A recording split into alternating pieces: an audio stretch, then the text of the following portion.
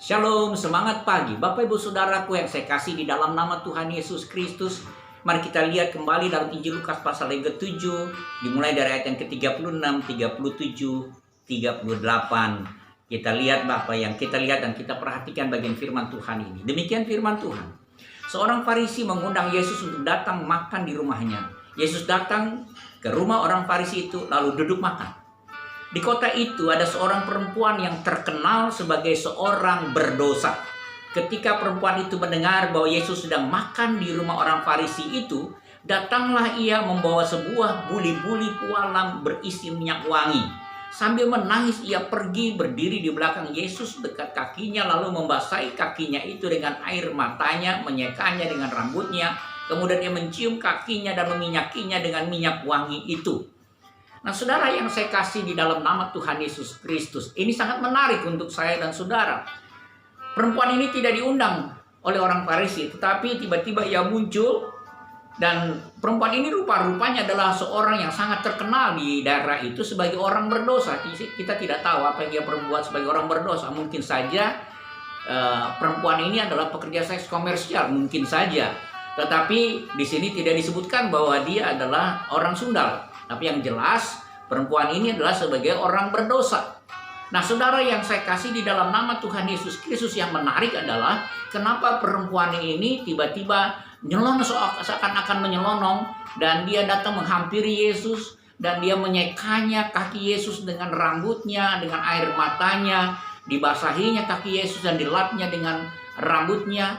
Dan akhirnya dia buka buli-bulinya itu, buli-buli berisi minyak wangi yang sangat mahal itu, dan dituangkan di kakinya. Ini satu hal yang sangat menarik buat kita sekalian. Nah, saudara yang saya kasihi, ayat 39 dikatakan ketika orang Farisi yang mengundang Yesus melihat hal itu, ia berkata dalam hatinya, jika ia ini nabi, tentu ia tahu siapakah dan orang apakah perempuan yang menjamahnya ini. Tentu ia tahu bahwa perempuan itu adalah seorang berdosa. Harapan orang Farisi adalah Tuhan Yesus akan menghukum orang berdosa ini.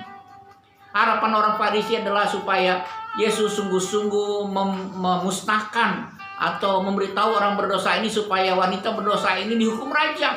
Itu harapan dari orang Farisi.